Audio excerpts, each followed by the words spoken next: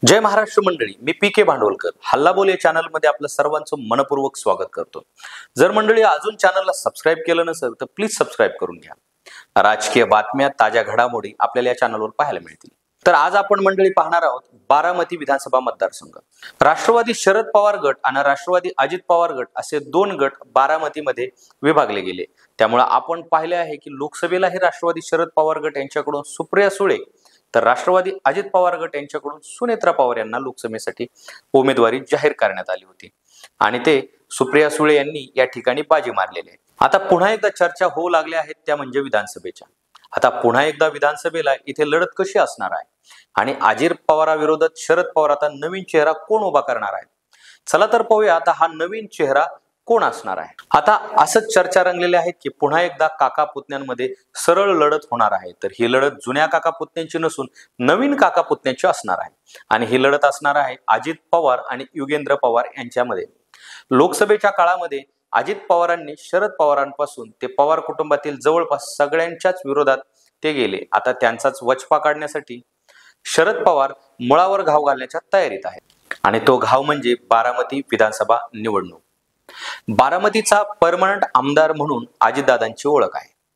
त्यांच्या जीवावर ते मंत्री झाले, उपमुख्यमंत्रीही झाले. बारामती अजितदादांना सेफ जाते म्हणूनच ते राजकारण करू शकतात. पण आता शांतीत क्रांती करत हिशोब चुकता करण्यासाठी अजितदादांच्या पुतण्याचाच हातात आमदारकीला तुतारी देण्यात आली आहे. काका पुतण्यांच्या या संघर्षात आता शरद पवार पुतण्यांच्या बाजूने ताकद लावतील तशी त्यांनी सुरुवातही केलेली आहे. अजितदादांना आमदारकीला पाडण्यासाठी शरद पवारांनी कशी फिल्डिंग लावली ते आपण पाहूयात. युगेंद्र पवार या तशा नवख्या चेहऱ्याला अजितदादांच्या बालेकिल्ल्यातून निवडून आणण्याचं खरं सोपं आहे का? बारामती विधानसभेला महत्वाचे फॅक्टर कोणते ठरतात आणि सध्याच्या सिच्युएशनला विचार केला तर काका विरुद्ध पुतण्या या संघर्षात आघाडीवर कोण आहे त्याच्याबद्दल थोडक्यात आपण माहिती घेऊ. संपूर्ण देशाचं लक्ष लागलेलं बारामती लोकसभा या निकालाकडे काका की पुतण्या या संघर्षाला जनता काकांच्या बाजूने उभी राहिली. सुप्रिया सुळे निवडून आल्या, सुनेत्रा पवार 1.5 लाखांनी पडल्या. त्यात अजितदादा ज्या मतदारसंघात प्रतिनिधित्व करतात त्या बारामतीमधूनच तुतारीला 45,000चं लीड मिळालं. सांगायचा मुद्दा असा की येणाऱ्या विधानसभेला अजितदादांची आमदारकी ही धोक्यात आली. आपल्या बाजूने जाणारा हाच बोनस पॉइंट पाहून आता शरद पवारांनी विधानसभेसाठी बारामती तुतारीची कशी वाजेल याची तयारी केलेली आहे. त्याचाच एक भाग म्हणून त्यांनी मतदारसंघातील जिरायती आणि बागायती पट्ट्यात प्रत्येक गावी जाऊन शेतकऱ्यांशी संवाद साधला आहे आणि सोबत लोकसभेला भरभरून मतदान केल्याबद्दल नागरिकांचे आभारही मानले. अजितदादांचे स्थानिक नेते जिथे पॉवरफुल आहेत अशा गावांमध्ये तर शरद पवारांचं जंगी स्वागत झालं आणि नागरी सत्कारही झाला. पण या सर्व घडामोडीमध्ये शरद पवारांच्या सोबत एक चेहरा होता, तो म्हणजे युगेंद्र पवार. शरद पवार जिथे जिथे जातील अगदी तिथे तिथे त्यांच्या बाजूलाच युगेंद्र पवार असायचे. अनेक ठिकाणी त्यांनी केलेली भाषणही चांगलीच गाजली. या सगळ्यांचा अर्थ एकच निघतो, येणाऱ्या आमदारकीला अजितदादांच्या विरोधात तुतारीकडून उमेदवार कोण असेल तर ते म्हणजे युगेंद्र पवार. अजितदादांचे सख्खे बंधू श्रीनिवास पवार यांचा मुलगा म्हणजे युगेंद्र पवार. राजकारणात हे नाव नवखं असलं तरी औद्योगिक आणि सामाजिक क्षेत्रात हे नाव तसं मुरलेलं आहे. शरयू फाउंडेशनच्या मदतीने अनेक उद्योग सांभाळणं, सामाजिक काम करणं, विद्याप्रतिष्ठानच्या भव्यदिव्य शैक्षणिक संस्थेचे खजिनदार पदाची जबाबदारी, ते बारामती कुस्तीगीर परिषदेचे अध्यक्षपदही सांभाळण्याचा अनुभव त्यांच्या पाठीशी आहे. पण पडद्याआड राहून काम करणारा हा चेहरा पुढे आला तो लोकसभेच्या निमित्ताने. आपल्या सख्या काकांनी संघर्षाचा जो विस्तव पवार कुटुंबात पेरला त्याच्या विरोधात या पुतण्याने दंड ठोपटली आणि आपल्या आत्याला सपोर्ट करण्याचा निर्णय घेतला. सुरुवातीला अजितदादा गटाकडून हे राजकारणातलं नवकोर पोरग करून काय करणार प्रश्न सर्वांना पडू लागला. पण याच युगेंद्र पवारांनी बारामती विधानसभेचा पट्टा पिंजून काढला. प्रत्येक गावागावात जाऊन अपुरी यंत्रणा आणि स्थानिक नेत्यांची कमतरता असतानाही सभा घेतल्या, घोंगडी बैठका घेतल्या, मिळेल तसे जमेल तसे प्रचार करायला सुरुवात केली. नव्या दमाची विविध जाती धर्माची तरुण पिढी सोबत घेतली.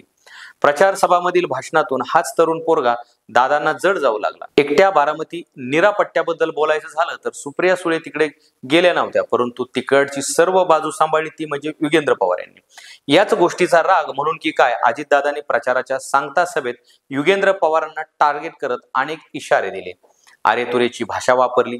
त्यामुळे लोकसभेच्या निकालात बारामती मतदारसंघातून तब्बल 45,000चं लीड सुप्रियाताईंच्या पारड्यात पडलं. अर्थात यात खारीचा वाटा का होईना पण युगेंद्र पवार यांचा आहे. तसं अजितदादांना नडणं तसं सोपं काम नाही. पण ती हिंमत दाखवली ती योगेंद्र पवार यांनीच आणि आपल्यावर टाकलेला विश्वास पूर्णपणे करून दाखवला. मतदारसंघातून मिळालेल्या लीडने योगेंद्र पवार यांचा कॉन्फिडन्सही चांगलाच वाढला. येणाऱ्या विधानसभेला बारामतीतून अजित पवार विरुद्ध योगेंद्र पवार यांच्यात आमदारकीसाठी पवार कुटुंबातील दुसरी लढत होईल. पण इथून अजितदादांना हरवणं वाटतं तेवढं सोपं नाही. विविध ग्रामपंचायतचे पॅनल, स्थानिक नेते, कार्यकर्ते यांचं स्ट्रॉंग नेटवर्क दादांनी उभारले. दादांचाच आतापर्यंत लोकप्रतिनिधी म्हणून या भागाशी जास्त संपर्क राहिलेला आहे. त्यामुळेच बारामती येथील लोकांच्या तोंडामध्ये होते ते लोकसभेला ताई आणि विधानसभेला दादा. त्यामुळे विधानसभेला अजितदादा यांना मतं पडतील अशी चिन्ह दिसत आहेत. परंतु अजितदादा भाजप पक्षासोबत गेल्याने दलित, मुस्लिम आणि अल्पसंख्याकांची मतं ही तुतारीकडे वळली. अजित पवार हे सलग 7 टर्म बारामती येथून आमदार म्हणून राहिलेले आहेत. परंतु लोकसभेची निवडणुकीला सुप्रियाताई सुळे यांच्यासोबत योगेंद्र पवार यांना सोबत फिरवून अजितदादांच्या विरोधात योगेंद्र पवार हे विधानसभेला असतील असा अप्रत्यक्ष मेसेज शरद पवार यांनी सर्वांना दिलेला आहे. तर विधानसभा हरली तर अजितदादांचं राजकीय करिअर संपुष्टात येऊ शकतं. पण अजितदादा यांनी भाजप सोबत युती केलेली आहे कोणालाही आवडलेलं नाही आणि याचा वचपा शरद पवार पुन्हा एकदा आता विधानसभेभोवती काढताना दिसणार आहे.